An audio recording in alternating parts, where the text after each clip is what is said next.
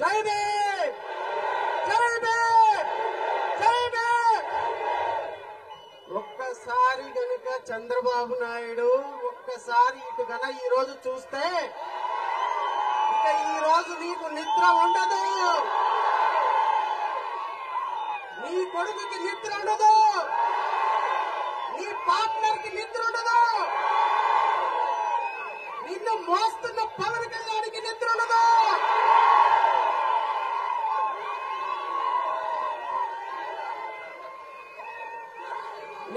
నీకు 165 సీట్లు ఇచ్చి 11 సీట్లుగా పంపిన జగన్మోహన్ రెడ్డి ఒక్కసారి ఇటు చూడు, ఒక్కసారి జాతిని చూడు. రాష్ట్రంలో ఉన్న రాజకీయ పార్టీలన్నీ కూడా ఒక్కసారి గుంటూరు వైపు చూడమని నేను కోరుతున్నా, ఒక్కసారి జాతి వైపు చూడమని కోరుతున్నా, ఒక్కసారి దేవి ప్రసాద్ గారి నాయకత్వాన్ని చూడమని కోరుతున్నా. 1945 సోదరుల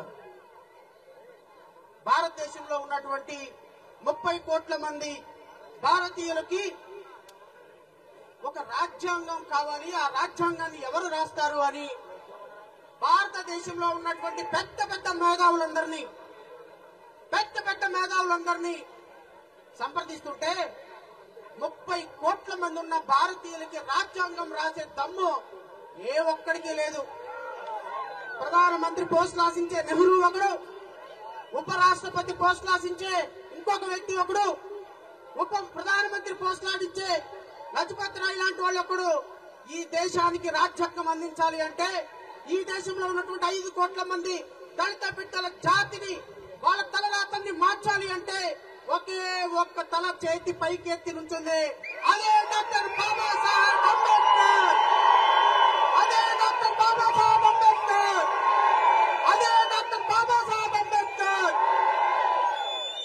ఈ రోజు భారతదేశానికి తలమానికమై 140 కోట్ల మంది తల రాతల్ని మారుస్తున్నటువంటి ఏకైక రాజ్యాంగం ప్రపంచ దేశాల్లో ఒక్క భారతదేశంలో మాత్రమే ఉన్నది సోదరులారా. అది రాసింది మన జాతి డాక్టర్ బాబాసాహెబ్ అంబేద్కర్. ఒక్కసారి జై భీమ్ చెప్పండి, జై భీమ్, జై భీమ్. ఈ జై భీమ్ ఎక్కడికి వినపడాలంటే తాడేపల్లి ప్యాలెస్ వినపడాలి. మీ జై భీమ్, జై భీమ్, జై భీమ్. 82 లక్షల మంది ఉన్నటువంటి ఒక కమ్యూనిటీని ఏం పీకుతారు వీళ్ళు, ఏం పీకుతారు వీళ్ళు, ఏం పీకుతారు మీరు అని ఒక పార్టీ. ఇంకో పార్టీ 4000 కిలోమీటర్ల పాదయాత్ర చేశాను, ఎవరి కోసం వీళ్ళు నాకు ఓటేయరని ఇంకొక పార్టీ. అంటే రాజకీయ పార్టీలకి ఓట్లేసే బానిసల బాబను, బానిసల బాబను.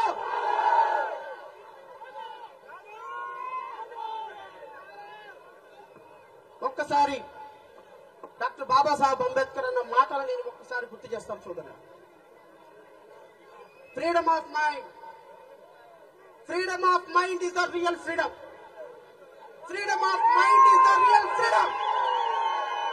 అంటే స్వేచ్ఛ ఉన్నటువంటి మనిషి మాత్రమే నిజమైన మనిషి.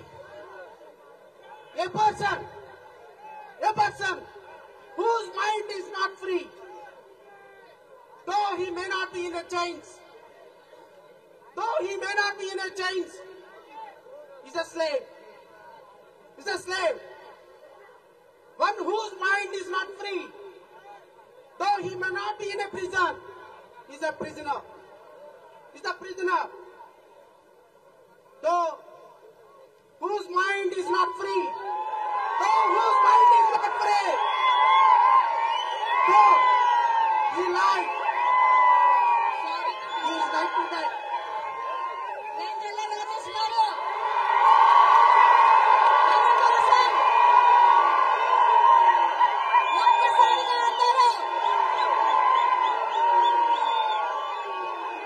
జై భీమ్, జై భీమ్.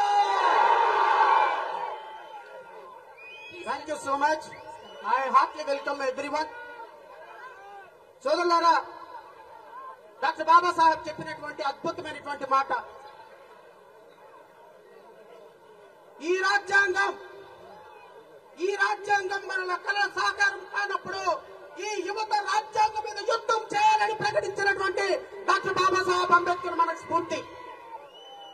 మీరు అడగొచ్చు, సార్ భారతదేశంలో అత్యున్నతమైనటువంటి సుప్రీంకోర్టు ఇచ్చినటువంటి జడ్జిమెంట్ ఎందుకు భారతదేశంలో ఇంత దుర్మార్గకరమైనటువంటి జడ్జిమెంట్ ఇచ్చిందని నేను మీకు చాలా స్పష్టంగా ఒక మాట చెప్తున్నా సోదరులారా.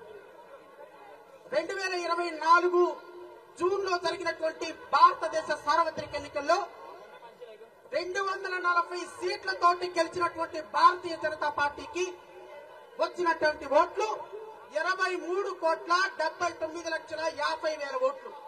అంటే 23 కోట్ల ఓట్లు వస్తే ఈ దేశాన్ని గత 14 సంవత్సరాల నుంచి పరిపాలిస్తున్నటువంటి భారతీయ జనతా పార్టీ 40 కోట్లుగా ఉన్నటువంటి దళిత బిడ్డలు కనుక ఏకమైతే ఈ దేశంలో ఎర్ర కోట మీద అంబేద్కర్ జెండా ఎగిరి తీరుతుంది అనేటువంటి ఒకే ఒక లక్ష్యంతో భారతదేశంలో ఉన్న 40 కోట్ల మంది దళిత బిడ్డల్లో ఒక సుప్రీంకోర్టు దుర్మార్గకరమైన జడ్జిమెంట్ ద్వారా ఈ దేశంలో ఉన్న 1108 షెడ్యూల్ కాస్ట్ కులాలని, భారతదేశం మొత్తంలో మనకి 1108 షెడ్యూల్ కాస్ట్ కులాలు ఉన్నాయి. 1108 కులాలని 1108 విభాగాలుగా విభజించి ఈ దేశంలో ఎప్పటికీ కూడా రాజ్యాధికారానికి రాకుండా చేసినటువంటి ఒక దుర్మార్గకరమైనటువంటి జడ్జిమెంట్ సుప్రీంకోర్టు ఇచ్చినటువంటి జడ్జిమెంట్. ఈ జడ్జిమెంట్ కేవలం ఒక మాలా బాధితులకు మాత్రమే కాదు, రేపు ఉదయం ఈ క్రిమిలేయర్ సిస్టమ్ వల్ల, ఫస్ట్ జనరేషన్ రిజర్వేషన్ వల్ల ట్రైబల్ పీపుల్ కు కూడా, ఎస్టీ సోదరులకు కూడా ఈ జడ్జిమెంట్ దుర్మార్గకరంగా మారే అవకాశం ఉంది. నేను మీ అందరినీ కోరుతున్నా, ఇది కేవలం ఆరంభం మాత్రమే కాదు, ఇది రాజకీయ పార్టీలు మాలా మాదిగ ఓట్లని, మాలల్ని మరి ముఖ్యంగా 82 లక్షల మందిగా ఉన్న మాలల్ని మనల్ని ఓటు బ్యాంక్ గా చూసే చంద్రబాబు నాయుడికి ఇదే చివరి ఎన్నిక కావాలి అని నేనైతే పిలుపునిస్తున్నా. నేను ఈ వేదిక నుంచి ప్రకటిస్తున్నా, మన మొదటి శత్రువు చంద్రబాబు నాయుడు.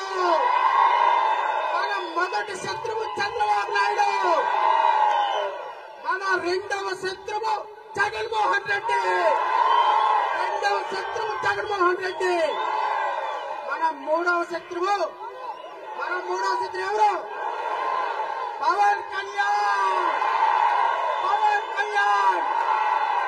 మన నాలుగవ శత్రువు మోడీ.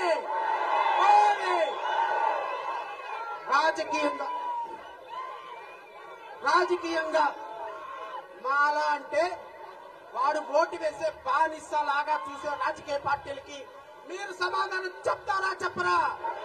ఖచ్చితంగా. ఎందుకంటే 2024లో వర్గీకరణ చేస్తానని చెప్పిన చంద్రబాబు నాయుడు కూడా ఓటేసి 164 సీట్లతో రాజ్యాధికారంలోకి తీసుకొచ్చాం. 2027 కని 2028 కని జమిలి ఎన్నికలు రాబోతున్నాయి. చంద్రబాబు నాయుడు పార్టీని, కూటమి ప్రభుత్వాన్ని కట్టి బంగాళాఖాతంలో పడేసే బాధ్యత మీరు తీసుకుంటారని ఆశిస్తూ ఎంతో కష్టపడి ఎన్నో వ్యయ ప్రయాసాలు కోర్చి మా సోదరులు దేవి ప్రసాద్ గారు ఒక బృహత్తరమైనటువంటి కార్యాన్ని మెడలకెత్తుకున్నారు. దేవి ప్రసాద్ గారి నాయకత్వంలో నడవటానికి అడుగడుగున మేము సిద్ధమై ఉన్నాము అని నేను ఈ వేదిక నుంచి ప్రకటిస్తున్నా. ఖచ్చితంగా మీ అందరూ కూడా చివరిగా నేను ఒకే ఒక మాట చెప్తా. ఇందాక మూర్తి గారు చాలా అద్భుతమైన మాట చెప్పారు. ఎమ్మెల్యే పదవుల కోసం, ఎంపీ పదవుల కోసం, కమిషన్ పదవుల కోసం ఆశపడి బాబాసాహెబ్ అంబేద్కర్ గారిని తాకట్టు పెట్టొద్దు అని. నేనే కనుక బాబాసాహెబ్ అంబేద్కర్ కోర్టుతోనే ఎమ్మెల్యే అవ్వాలని అనుకున్నాను కాబట్టి ఈ రోజు ఇక్కడున్నా. Otherwise I would have been MLA or MP by this time. ఈ రోజు అసెంబ్లీలో మాట్లాడి ఉండేవాడిని. కానీ నేను ఒకటే చెప్పినా, బాబాసాహెబ్ అంబేద్కర్ స్ఫూర్తితో నేను అసెంబ్లీలోకి వస్తాను తప్ప ఏ రాజకీయ పార్టీ ద్వారా రాను రాను రాను. నేను అసెంబ్లీలోకి వెళ్ళేటప్పుడు భారత రాజ్యాంగం నా చేతిలో ఉండాలి, బాబాసాహెబ్ అంబేద్కర్ స్ఫూర్తి నా మనసులో ఉండాలి కాబట్టి చాలా మంది అన్నారు తెలుగుదేశం ఏజెంట్ శ్రవణ్ కుమార్ తెలుగుదేశం పార్టీలో చేరతాడని. చంద్రబాబు నాయుడు నువ్వు నీ టికెట్ నీ మినిస్టర్ పోస్ట్ నా కాలిపాటుతో సమానమని వదిలేసి ఈరోజు అంబేద్కరిజం కోసం నుంచుంటా దేవి ప్రసాద్ గారి నాయకత్వంలో పని చేస్తా. ప్రతి ఒక్కరి మనసులో అంబేద్కరిజాన్ని నిలబెట్టడం కోసం నా చివరి రక్తపు బొట్టు వరకు పోరాటం చేస్తా, ఆరాటం పడతా. నమస్కరిస్తూ నాకు ఈ అవకాశం ఇచ్చినటువంటి ప్రతి ఒక్క జేఏసీ అభ్యర్థికి చెల్లి నాగమల్లి మల్లేశ్వరి చాలా కష్టపడుతుంది, అన్వరపు కిషోర్ కష్టపడుతున్నారు, అందరూ ఉన్నారు. మీ అందరూ ఒక వేదిక మీదకి రావాలి.